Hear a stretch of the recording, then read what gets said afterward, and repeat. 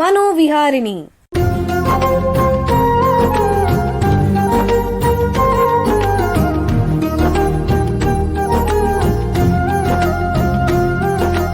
ಬೆಂಗಳೂರಿನ ನಿಮ್ಹಾನ್ಸ್ ವತಿಯಿಂದ ಮಾನಸಿಕ ಆರೋಗ್ಯ ಮತ್ತು ನರವಿಜ್ಞಾನ ಕುರಿತ ಪ್ರಾಯೋಜಿತ ಶಿಕ್ಷಣ ಮಾಲಿಕೆ. ಸಹಯೋಗ ಕರ್ನಾಟಕ ವಿಜ್ಞಾನ ಮತ್ತು ತಂತ್ರಜ್ಞಾನ ಅಕಾಡೆಮಿ, ವಿಜ್ಞಾನ ಮತ್ತು ತಂತ್ರಜ್ಞಾನ ಇಲಾಖೆ, ಕರ್ನಾಟಕ ಸರ್ಕಾರ. ಕೇಳಿ ಮಾನಸಿಕ ಆರೋಗ್ಯ ಮತ್ತು ನರವಿಜ್ಞಾನ ಕುರಿತ ಮಾಲಿಕೆ ಮನೋವಿಹಾರಿಣಿ. ನಮಸ್ಕಾರ ಶ್ರೋತೃಗಳೇ, ನಿಮಗೆಲ್ಲರಿಗೂ ಮನೋವಿಹಾರಿಣಿ ಶಿಕ್ಷಣ ಮಾಲಿಕೆಯ ಈ ಸಂಚಿಕೆಗೆ ಆತ್ಮೀಯ ಸ್ವಾಗತ.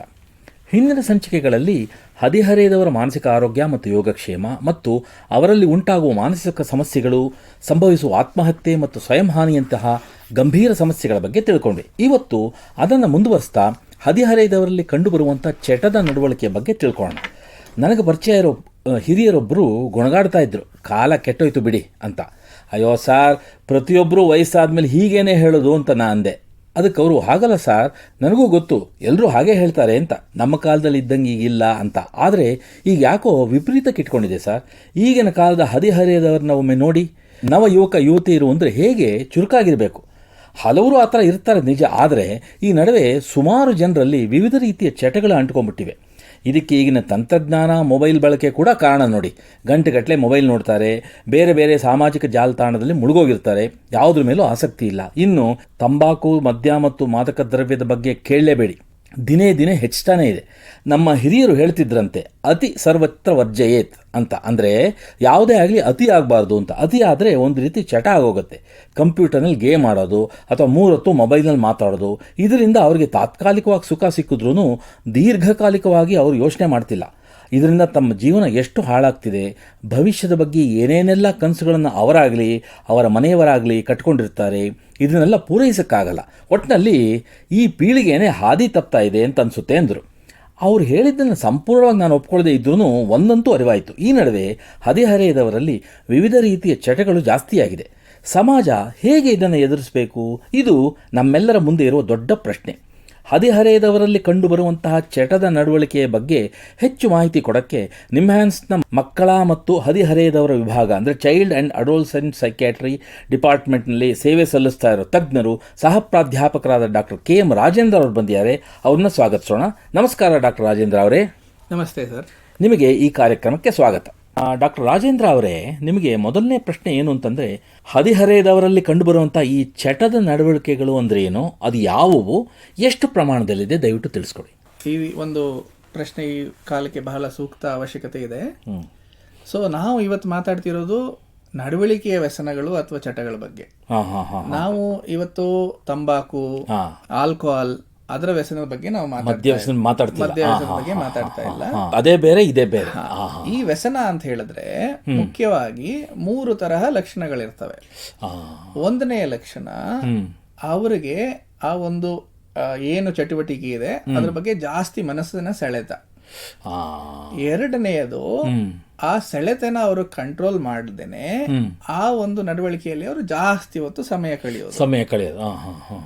ಮೂರನೆಯ ವಿಷಯ, ಈ ಒಂದು ಆಸೆ ಮತ್ತು ಆ ಒಂದು ಸಮಯ ಕಳೆಯೋದು ಹೆಚ್ಚಾಗೋದ್ರಿಂದ ಅವರ ವಿದ್ಯಾಭ್ಯಾಸ, ಅವರ ಒಂದು ದೈನಂದಿನ ಜೀವನ, ಅವರ ಒಂದು ಸಂಬಂಧಗಳಲ್ಲಿ ತೊಡಕುಂಟಾಗೋದು.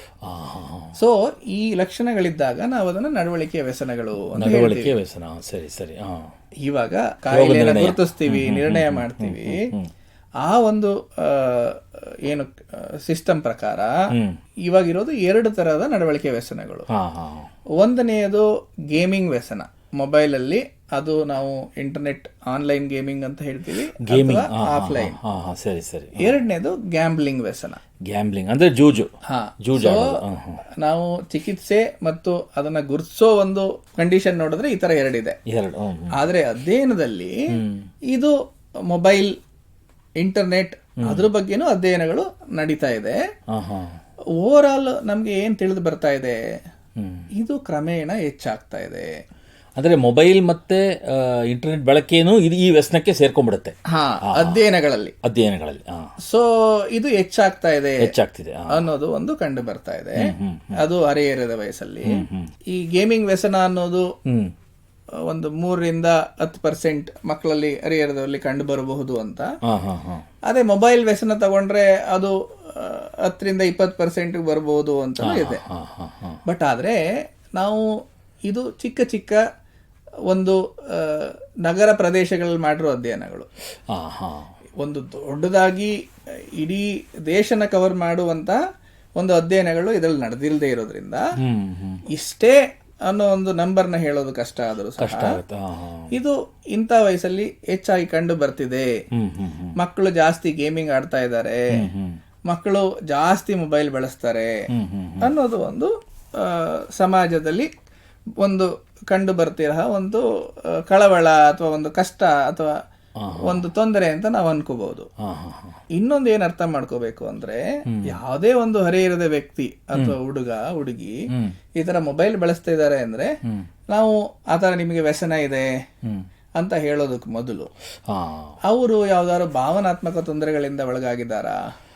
ಯಾಕೆ ಅಂತ ಹೇಳಿದ್ರೆ ಯಾವುದೋ ಒಂದು ಸಂಬಂಧದ ಕಷ್ಟ ಅಥವಾ ಅಧ್ಯಯನದ ಒತ್ತಡ ಬಂತು ಅಂತ ಹೇಳಿದ್ರು ಸಹ ಅವ್ರಿಗೆ ಅವಾಗ ಮನಸ್ಸು ಕುಗ್ಗುತ್ತೆ. ಮನಸ್ಸು ಕುಗ್ದಾಗ ನಾವು ಏನಾದ್ರು ಒಂದು ಅನ್ಪ್ರೊಡಕ್ಟಿವ್ ಆಕ್ಟಿವಿಟಿ ಅಂತ ನಮ್ಗೇನು ಅಂತದ್ರಲ್ಲಿ ನಾವು ಒಳಗೊಡಿಸ್ತೀವಿ. ಅಂತ ಸಮಯದಲ್ಲಿ ಇಂಥ ಮೊಬೈಲ್ ಬಳಕೆಯನ್ನು ಹೆಚ್ಚಾಗಿ ಕಾಣಬಹುದು. ಅಂದ್ರೆ ಈ ಚಟದ ನಡವಳಿಕೆಯ ಹಿಂದೆ ಒಂದು ಭಾವನಾತ್ಮಕ ಕೊರತೆ ಸಮಸ್ಯೆ ಇರುತ್ತೆ, ಅದನ್ನ ಗುರುತಿಸಬೇಕು. ಎರಡು ಬೇರೆ ಬೇರೆ. ನಾವು ಫಸ್ಟ್ ಒಂದು ವ್ಯಸನ ಇದೆ ಅನ್ನೋದಕ್ಕೆ ಮೊದಲು ಅವರಿಗೆ ಭಾವನಾತ್ಮಕ ತೊಂದರೆಗಳಿದೆಯಾ ಇಲ್ವಾ ಅನ್ನೋದನ್ನ ಗುರುತಿಸೋದು ಮುಖ್ಯ. ಅದು ಇಲ್ಲ ಅಂದ್ರೆ ಅದು ವ್ಯಸನ ಅಂತ ಬರುತ್ತೆ. ಎರಡನೇದಾಗಿ ಎಷ್ಟೊಂದು ಹರಿಹರದವರಲ್ಲಿ ಈ ತರ ಒಂದು ದುಃಖ ಅಥವಾ ಭಾವನಾತ್ಮಕ ತೊಂದರೆ ಶುರು ಆದ್ಮೇಲೆ ಅದರ ಒಂದು ಫಲಿತಾಂಶವಾಗಿ ಇಂಥ ಮಕ್ಕಳಲ್ಲಿ ಈ ವ್ಯಸನಗಳು ಸಹ ಉದ್ಭವ ಆಗ್ಬೋದು. ಈಗ ಒಂದು ಸಣ್ಣ ವಿರಾಮ ತಗೊಳ್ಳೋಣ. ನಂತರ ಹದಿಹರೆಯದವರಲ್ಲಿ ಕಂಡುಬರುವಂತಹ ಚಟದ ನಡವಳಿಕೆಯ ಬಗ್ಗೆ ಚರ್ಚೆ ಮುಂದುವರಿಸೋಣ. ಬೆಂಗಳೂರಿನ ನಿಮ್ಹಾನ್ಸ್ ಮಾನಸಿಕ ಆರೋಗ್ಯ ಮತ್ತು ನರವಿಜ್ಞಾನ ಕ್ಷೇತ್ರದಲ್ಲಿ ಹೆಸರುವಾಸಿ.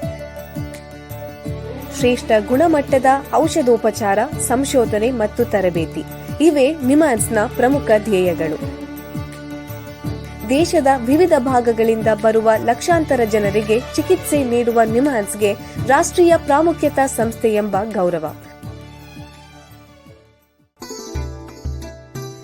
ಚಿಕಿತ್ಸೆ ಮತ್ತು ವೈದ್ಯಕೀಯ ಸೇವೆಗಳ ಜೊತೆಯಲ್ಲಿ ನರರೋಗ ಮತ್ತು ಮನೋವೈದ್ಯಕೀಯ ಪುನರ್ವಸತಿ ಸೇವೆಗಳು, ಸಮುದಾಯ ಮಟ್ಟದ ಆರೋಗ್ಯ ಕಾರ್ಯಕ್ರಮಗಳನ್ನು ನಡೆಸುವುದು ಹಾಗೂ ಜನಜಾಗೃತಿ ಮೂಡಿಸುವ ಕೆಲಸಗಳಲ್ಲಿ ಸಕ್ರಿಯವಾಗಿದೆ ನಿಮ್ಹಾನ್ಸ್. ಈ ನಿಟ್ಟಿನಲ್ಲಿ ಆಕಾಶವಾಣಿಯ ಶ್ರೋತೃಗಳಿಗೆ ನರಮಂಡಲ ಮತ್ತು ಮಾನಸಿಕ ಆರೋಗ್ಯದ ಬಗ್ಗೆ ಉಪಯುಕ್ತ ಮಾಹಿತಿ ನೀಡುವುದೇ ಕರ್ನಾಟಕ ವಿಜ್ಞಾನ ಮತ್ತು ತಂತ್ರಜ್ಞಾನ ಅಕಾಡೆಮಿಯ ಸಹಯೋಗದೊಂದಿಗೆ ಮೂಡಿಬರುತ್ತಿರುವ ಈ ಮನೋವಿಹಾರಿಣಿ ಶಿಕ್ಷಣ ಮಾಲಿಕೆಯ ಮೂಲ ಉದ್ದೇಶ. ವಿರಾಮದ ನಂತರ ಮನೋವಿಹಾರಿಣಿಯ ಈ ಸಂಚಿಕೆಗೆ ನಿಮಗೆಲ್ಲರಿಗೂ ಮತ್ತೊಮ್ಮೆ ಸ್ವಾಗತ. ವಿರಾಮಕ್ಕೆ ಮುಂಚೆ ಹದಿಹರೆಯದವರಲ್ಲಿ ಕಂಡುಬರುವ ಚಟದ ನಡವಳಿಕೆಯ ಬಗ್ಗೆ ನಿಮ್ಹಾನ್ಸ್ನ ತಜ್ಞರಾದ ಡಾಕ್ಟರ್ KM ರಾಜೇಂದ್ರ ಅವರ ಹತ್ರ ಮಾತಾಡ್ತಾ ಇದ್ವಿ. ಈಗ ಈ ಚರ್ಚೆಯನ್ನು ಮುಂದುವರಿಸೋಣ. ಡಾಕ್ಟ್ರೇ, ಹದಿಹರೆಯದವರಲ್ಲಿ ವರ್ತನೆಯ ವ್ಯಸನಗಳಿಗೆ ಕಾರಣ ಏನು? ಇದನ್ನ ತಡೆಗಟ್ಟಕ್ಕೆ ಸಾಧ್ಯವೇ? ದಯವಿಟ್ಟು ತಿಳಿಸಿ. ಸೊ ಇದರ ಕಾರಣಗಳೇನು? ಮುಖ್ಯವಾಗಿ 3 ಕಾರಣಗಳು. ಒಂದನೆಯದು ನಮ್ಮಲ್ಲಿ ಇರುವಂತಹ ಟೆಕ್ನಾಲಜಿ, ಅದರ ಜೊತೆಗೆ ನಮಗೆ ಸಿಗ್ತಿರುವಂತಹ ಈ ಒಂದು ಆನ್ಲೈನ್ ಆಫ್ಲೈನ್ ಗೇಮ್ಗಳು. ಇದು ಒಂದು ಕಡೆ ಟೆಕ್ನಾಲಜಿ. ಈ ಗೇಮ್ಗಳಲ್ಲಿ ಬಹಳ ಡೆವಲಪ್ಮೆಂಟ್ಗಳಾಗ್ಬಿಟ್ಟಿದೆ. ಆ ಮಕ್ಕಳುಗಳಿಗೆ ಅವ್ರ ಜೊತೆ ಫ್ರೆಂಡ್ಸ್ ಜೊತೆ ಮಾಡಕ್ ಆಸೆ ಇದೆಯಾ, ಆ ಚಾಟ್ ಬಾಕ್ಸ್ ಕೊಡ್ತಾರೆ. ಕಾಂಪಿಟೇಷನ್ಗೆ ಆಸೆ ಇದೆಯಾ, ಕಾಂಪಿಟೇಷನ್ ಮಾಡ್ತಾರೆ. ಪ್ರತಿ 1 ಸೆಕೆಂಡ್ ಅಲ್ಲಿ ಅವ್ರಿಗೆ ರಿವಾರ್ಡ್ ಸಿಗುವಂತೆ ಮಾಡ್ತಾರೆ. ಸೊ ಈ ಗೇಮ್ಗಳ ಸೃಷ್ಟಿ ಹೇಗೆ ಅಂತ ಹೇಳಿದ್ರೆ, ಪ್ರತಿ ಕ್ಷಣದಲ್ಲೂ ನಾನು ಗೆಲ್ಬಲ್ಲೆ, ಮತ್ತೆ ನಾನು ಇದರಲ್ಲಿ ಒಂದು ಸ್ನೇಹದ ಸೃಷ್ಟಿ ಮಾಡ್ಕೋಬಲ್ಲೆ ಅನ್ನೋ ಒಂದು ಪರಿಸ್ಥಿತಿನ ಕೊಡುವಂತಹ ಪರಿಕಲ್ಪನೆಯನ್ನ ಮೂಡಿಸ್ತಾ ಇದ್ದಾವೆ. ಇದು ಆ ಟೆಕ್ನಾಲಜಿ ಸಂಬಂಧಪಟ್ಟ ವಿಷಯಗಳು, ಆ ಗೇಮ್ ಸಂಬಂಧಪಟ್ಟ ವಿಷಯಗಳು, ಅದರಲ್ಲಿ ಸಿಗುವಂತಹ ರಿವಾರ್ಡ್ ಸಂಬಂಧಪಟ್ಟ ವಿಷಯಗಳಾದ್ರೆ. ಎರಡನೆಯದು ಇವರ ವಯಸ್ಸು. ಈ ಹರಿಹರದವರು ಈ ವಯಸ್ಸಲ್ಲಿ ನಿರ್ಧಾರಗಳು ಮಾಡೋದು, ಈ ಒಂದು ಸಂಬಂಧಗಳನ್ನ ಅರ್ಥ ಮಾಡ್ಕೊಳ್ಳೋದು, ಈ ಭಾವನೆಗಳನ್ನ ನಿಭಾಯಿಸೋದು, ಇದನ್ನ ಕಲಿಯೋ ಒಂದು ವಯಸ್ಸು. ಹೌದು. ಸೊ ಈ ವಯಸ್ಸಿನಲ್ಲಿ ಯಾವುದೇ ರೀತಿಯಾದ ನಡವಳಿಕೆ ಕಷ್ಟಗಳು ಅಥವಾ ಒಂದು ಭಾವನಾತ್ಮಕ ಕಷ್ಟಗಳು ಬರೋದು ಸಹ ಸಹಜ. ಹೌದು ಹೌದು. ಈ ವಯಸ್ಸಲ್ಲಿ ಸ್ನೇಹದ ಇನ್ಫ್ಲೂಯೆನ್ಸು ಜಾಸ್ತಿ. ಹೌದು ಹೌದು. ಸೊ ಈ ಸ್ನೇಹದ ಇನ್ಫ್ಲೂಯೆನ್ಸು, ಈ ವಯಸ್ಸು, ಆ ಎರಡು ಕಾರಣಗಳು ಆ ಮಕ್ಕಳನ್ನ ಅದನ್ನ ಬಳಸೋಕೆ, ಅದನ್ನ ಕಲಿಯೋಕೆ ಜಾಸ್ತಿ ಅನುವು ಮಾಡ್ತವೆ. ಸೊ ಟೆಕ್ನಾಲಜಿ ಇದೆ, ವಯಸ್ಸು ಇದೆ, ಮತ್ತೆ ಆ ಸ್ನೇಹಿತರ ಇನ್ಫ್ಲೂಯೆನ್ಸು ಇದೆ.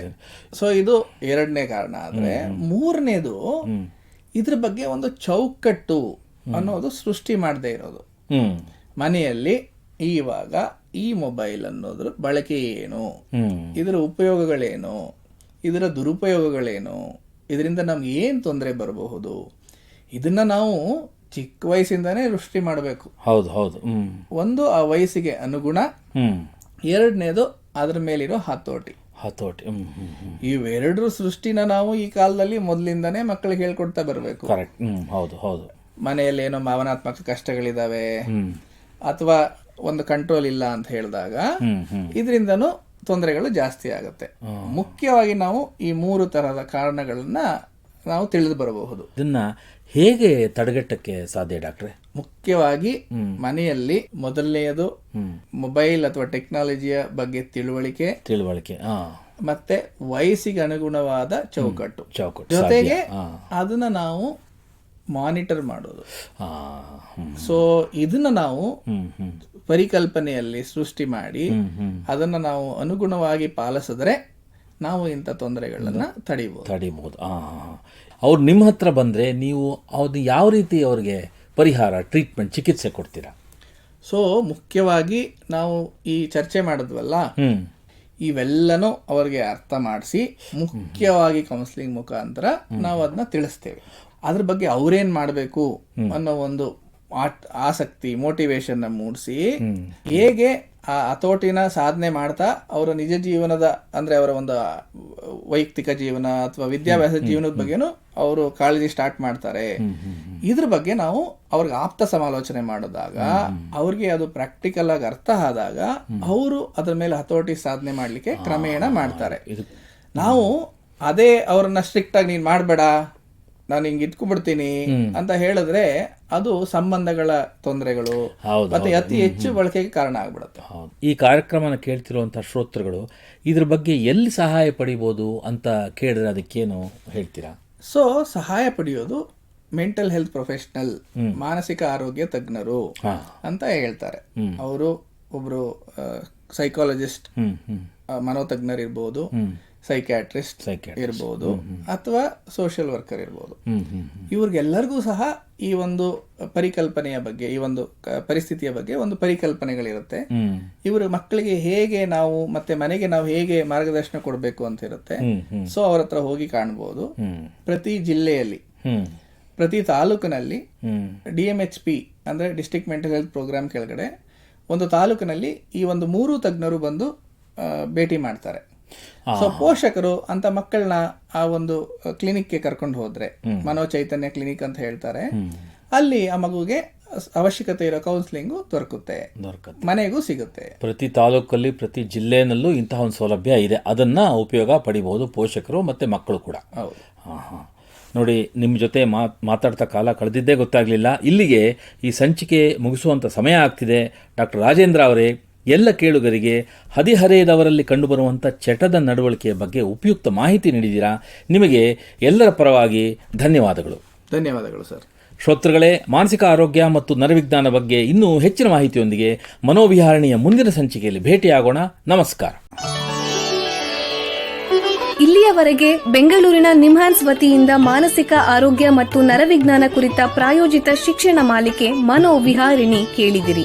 ಸಹಯೋಗ ಕರ್ನಾಟಕ ವಿಜ್ಞಾನ ಮತ್ತು ತಂತ್ರಜ್ಞಾನ ಅಕಾಡೆಮಿ, ವಿಜ್ಞಾನ ಮತ್ತು ತಂತ್ರಜ್ಞಾನ ಇಲಾಖೆ, ಕರ್ನಾಟಕ ಸರ್ಕಾರ. ನೆರವು ಮಾನಸಿಕ ಆರೋಗ್ಯ ಶಿಕ್ಷಣ ವಿಭಾಗ, ನಿಮ್ಹಾನ್ಸ್ ಹಾಗೂ ನಿವೇದಿತಾ BS, ನಿಮ್ಹಾನ್ಸ್. ಸಂಗೀತ ಸಂಯೋಜನೆ ಕೆ. ಕಲ್ಯಾಣ್. ಪರಿಕಲ್ಪನೆ, ನಿರೂಪಣೆ ಮತ್ತು ನಿರ್ಮಾಣ ಡಾಕ್ಟರ್ MM ಶ್ರೀನಿವಾಸ್ ಭರತ್, ನಿಮ್ಹಾನ್ಸ್. ನಿಮ್ಮ ಸಂದೇಶಗಳನ್ನು ಕಳಿಸಬೇಕಾದ ದೂರವಾಣಿ ಸಂಖ್ಯೆ 7891105524 7899105524. ವಾಟ್ಸ್ಆಪ್ ಸಂದೇಶಗಳು ಮಾತ್ರ. ಈ ಕಾರ್ಯಕ್ರಮದ ಮುಂದಿನ ಸಂಚಿಕೆ ಮುಂದಿನ ವಾರ ಇದೇ ಸಮಯಕ್ಕೆ ಮನೋವಿಹಾರಿಣಿ ಮಾಲಿಕೆಯಲ್ಲಿ.